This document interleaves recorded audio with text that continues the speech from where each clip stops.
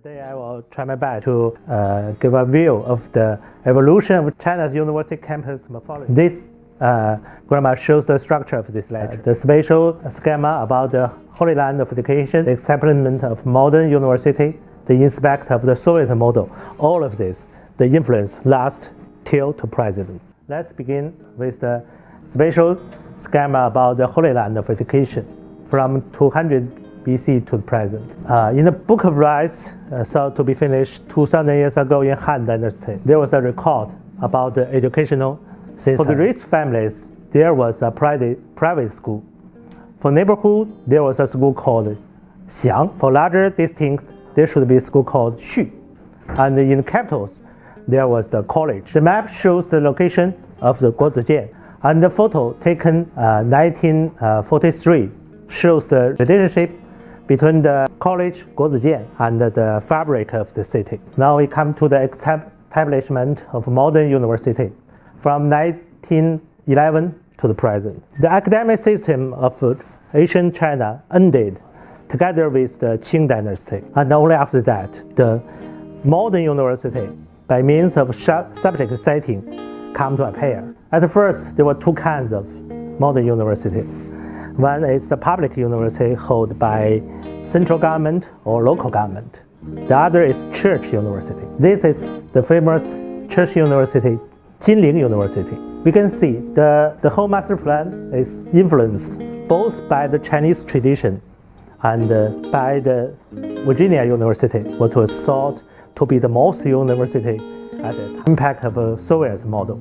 We all know from 1949, China tends to Soviet Union mode. And during this period, all the universities, they realized their development. Before 1949, the university, if he want to develop, he must buy some land from different owners, step by step. But after 1949, the land system changed. The country is the owner of the whole land. So he can decide how to use the land in the way he thinks is right. So this diagram shows that both Tsinghua University and Beijing University, they have a rapid development after 1949. And in this period, the morphology of the campus was deeply influenced by the Soviet mode, especially from the University of Moscow. At that time, even the style of architecture also learned from Soviet. 1978 to 2012. After Cultural Revolution, the leader of China, especially Deng Xiaoping, made great efforts to improve the Chinese education. There was a leapfrog development after 2000 when the government made a decision to the expansion of enrollment of the college students. In fact, it's a real college town by means of administrative division. And it's not generic, slowly from existing university, step by step. It's combined together suddenly.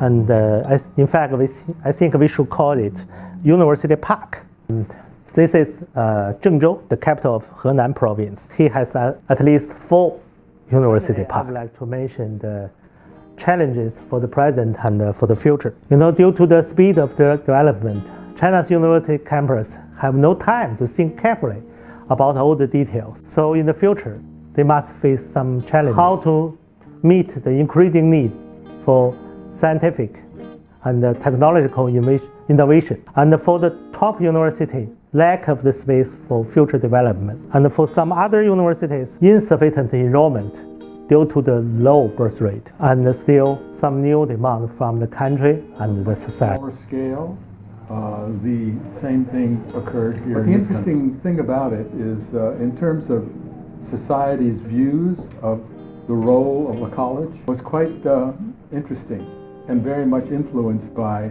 political and social and religious. Colleges, they represent an interesting example of society's decision to ensure that the universities have a very direct relationship with social and economic interests of the community. Now, there are examples of communities that competed very vigorously to have a college be placed in their community because they believed that there would be a long-term economic value. And in fact, that has largely come true. Of course, it also brings problems in terms of relationships.